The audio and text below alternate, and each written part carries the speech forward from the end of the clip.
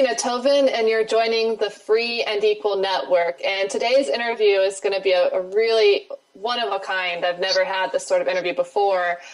We have Julie Fox. She's running in Illinois as a comptroller out there. And Julie and I go back, I don't know, it seems like a couple of decades, but that seems like really way too long to say, but probably since I was 17 years of age, or Julie probably 13, 12, I don't even know. She actually knows my dad out in Illinois, so there might be some stories she could share with the listeners today. Hey, but I'm all about being vulnerable and putting it all out there, and Julie firsthand knows really has put up a real fight against the system I've known in the last couple of decades I've known her. So Julie, welcome to the show today. Thank you, Christina. I appreciate the opportunity. Well, thank you. I see you very different, if not almost truly one of a kind in my eyes, of all the candidates running across the U.S. Definitely what sets you apart from my field of rest is that you have utmost accountability ever since I've known you, and speaking the truth and intelligently, and really being able to resonate with people. And so I'd love people to briefly get a background of who you are, what you are. I know you're a CPA, you're running for Comptroller in Illinois, and just a little brief background about, again, who you are. Okay, well, I work as a corporate controller in the private sector. I've been at the same company for 16 years. I became a CPA in 1995. I'm former trustee and treasurer of the Dundee Township Library Board, so I have accounting experience in the public sector as well. I come from a large, close-knit family, most of whom still live in the Chicagoland area, including my two children. And I've been a member of the Libertarian Party since 1993. I've been involved locally through the Valley Libertarian Party, which I currently chair.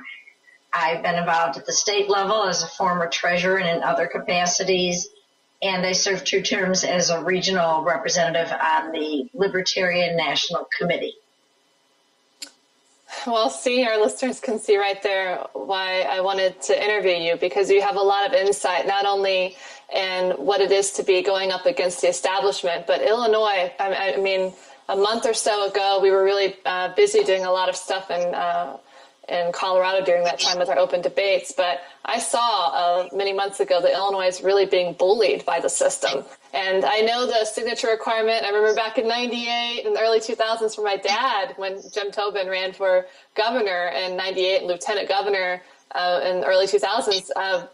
I saw that the third parties firsthand had to get 5 times more signatures, 25,000 signatures, and the D's and R's only had to get 5,000. And so the ballot access barriers have been really, a mentor of mine by the name of Richard Winger of Ballot Access News has taught me a lot. It's really one of the many tools I feel that the two-party system uses to keep really individual candidates like yourself, Julie. I see you as an individual, whether you're running Green Party, Libertarian. The individual that I see in you is, again, the sort of individuals that people should, I feel, vote for in Illinois, and the same type of personality throughout the U.S. So you guys went through some really strong intimidation tactics recently. Can you tell us a little bit more about that, about how the system tried to knock the Libertarian Party of Illinois off the ballot? Well, the usual process, which virtually every third party and independent candidate go through each election cycle in Illinois, is that they'll first challenge your signatures, and they'll do a line-by-line challenge, which was typical. Then they'll try to knock you off by targeting specific signature gatherers or notaries to see if they can knock out a whole block. And they were particularly aggressive this time around, where our largest petition gatherer, she was a contractor, they had armed security guards who confronted her, told her a lie, that about a lost child. Then they came up and tried to allege that she didn't live where she said she lived. They actually sent these same security guards with guns to people's homes who had signed our petitions, and trying to get them to sign affidavits to say that in some respect the person who circulated it was not who they said represented that they were. And one individual who was interviewed, it was either in an article by the Sun-Times or the Tribune, said that he would never sign a petition again after what happened to him, after these people came. And he signed an affidavit, and then later he recanted it and signed another affidavit saying, the man was there with a gun at my house. I felt intimidated. I had to sign it, but it really wasn't true. So, you know, they've gone way beyond. There was a complaint filed with the Attorney General. And, you know, in my eyes, that's tampering with the election process. I've never spoken publicly about this back in the 2000s when Dad ran for lieutenant governor. I helped gather, 3,000 or 5,000 signatures for him to get on the ballot. And I remember one day there was a knock at the front door, and I was in my early 20s and just getting my dad on the ballot. He runs Taxpayers United of America in Illinois. The people really do love him. He's a fireball for sure and honest. And there was this knock on the door, and my dad said, wait back there, and I'm like, what's going on? I'm young, kind of scared. There were police officers out front, and they wanted to serve me for potentially creating fraudulent signatures. It was intimidation. I mean, here I am helping my dad get on the ballot, and I am like, I have to say, of utmost accountability, I really do stand for it. And to be able to, at that age, that was really scary. But I had my dad there to say, don't worry about it. He said I wasn't there, and they never came back again. And it was just really a weird experience. And helping defend signatures for dozens, if not hundreds of candidates in Illinois, which is really a spark of why free and equal elections exist today. I firsthand saw all of the really horrible tactics that Springfield, the operatives down there did to the Republicans, Tom Cross, the chair there, to the Michael Madigan. I mean, having people follow me. I mean, a lot of intimidation. I have to turn around and say, can you please quit following me? It's just like, this is not cool. You're violating my privacy, and intimidation isn't going to work. I'm a Tobin. Come on, But I mean, I'm not surprised one bit that they have done this. And that is not right for the system, not only to send people there, whether they're using taxpayers' resources, which is what they like to do, to knock, honest candidates or parties off the ballot, Green Party, Libertarian. It's just not just and not right. And so thank you for taking a stand and being strong and voicing. It upsets me that this is still going on. And I looked up online and saw the Republican Party hired the lawyer John Fogerty to challenge the LP ballot signatures. I personally know the guy, and he doesn't have integrity. And, there's the Michael Casper who represents the Democratic Party, and these guys are still doing the same thing over and over again. They know nothing better than to take money to do things that are not right. And that we have to reform throughout the U.S. for sure, and the world as well. Exactly. I mean, and they weren't done when they lost the challenge based upon what I had described so far. Then they filed for what's called a judicial review, where if we did get over 5% in a race and gain ballot status, that it could be taken from us, considered void.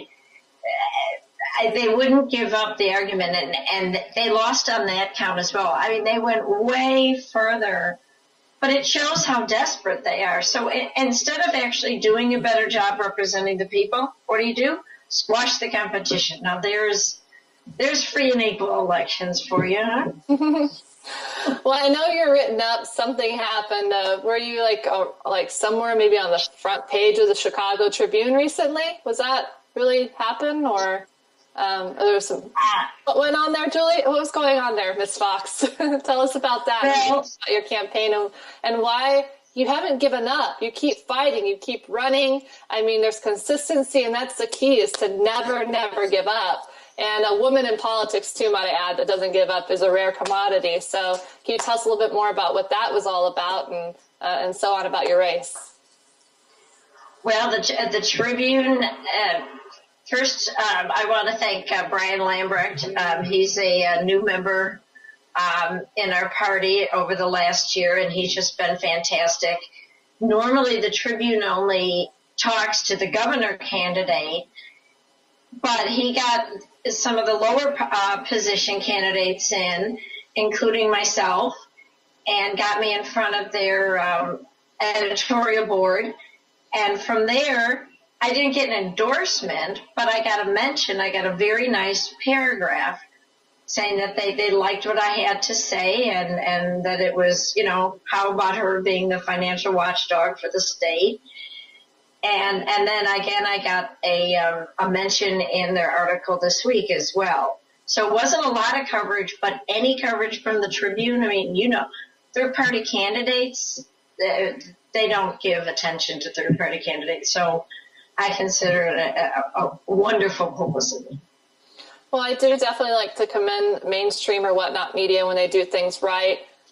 Hopefully it was for the right reasons. Sometimes it may not be, but what matters is that your name got out there. And I always message mainstream media as another part of the problem. And I see the media that doesn't cover honest, whether it's third party or independent candidates and so on, running for office, they're essentially going to put themselves out of business because they're not reporting the truth. And people are starting to see that. And the honest media that's rising, there's so many of them that we're working with the Free and Equal Network. We're here to build and bring them all together and have the support of information. I see them rising, and I see maybe the mainstream media kind of dissolving and fading away, as well as parties and money and politics, but that's a whole nother interview. You know, Julie, a big reason I wanted to have you on this interview tonight, we'll be releasing this nationwide to our list and press and all of that on Monday, is that I want to set the free and equal hat aside for a moment. And as an individual, and I've probably been asked by, I don't know, hundreds of candidates and whatnot in different ways, but I, as an individual, Christina Tobin, want to personally endorse your race for Comptroller. Oh. And I've never endorsed a candidate before. And it's a different world to be in. And I do foresee that I will be endorsing personally a lot more in the future, but it's the right thing to do because knowing your background and your authenticity, and I can't say that about a lot of candidates that we haven't polled yet. We've had online debates and all, but I feel totally comfortable doing that. And so, yes, my heart goes out to you and your race out there in Illinois, and the fact that you don't give up and you're truly, it's as if you run. I always feel a leader who runs for office doesn't seek the position, but is asked to fill the position. And you're that type of person that was asked, and you just said, okay, I'm going to do this for the people. It's such a good fit. I mean, I can go into the comptroller's office and I can talk to their accountants in their language, and we can start going through the books and let's expose the waste. I mean, if we're ever going to fix the problems that we have in our state, you know, we have this massive pension debt. People are moving out. Businesses are leaving. We can't keep these high tax rates and expect to bring people back in. We have to cut expenses. That's our only option, and make it an environment where people and businesses want to be here instead of going to the surrounding states. So, you know, that's why I do it. I've lived here all my life. My family's here. I have a great job here. I love the state. You know, I don't want to see it go the way of Detroit.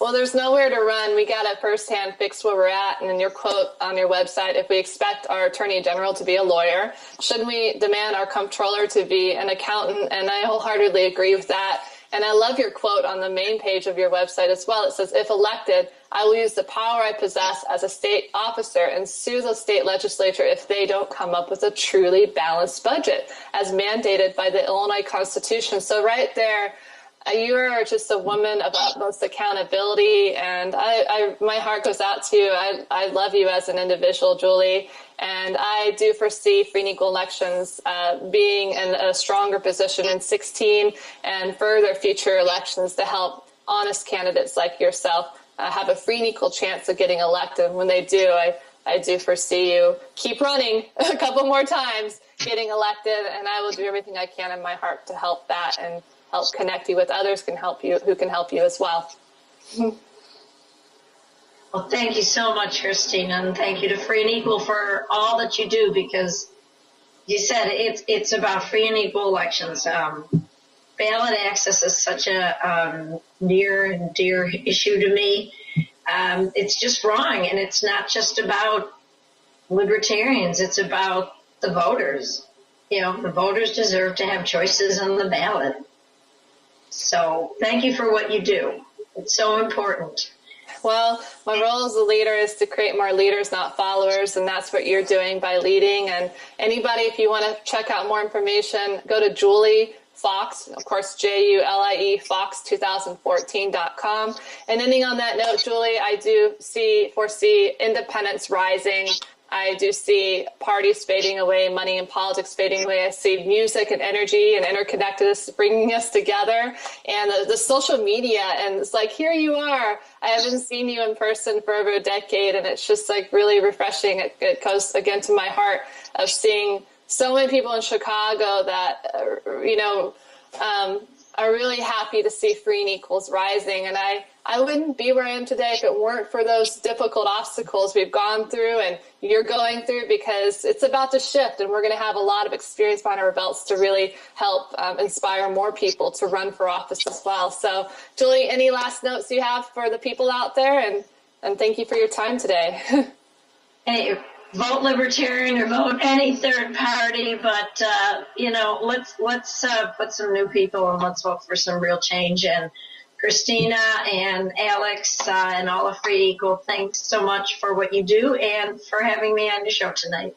Well, lots of love. Thanks for having us. Independents, individuals out there, vote.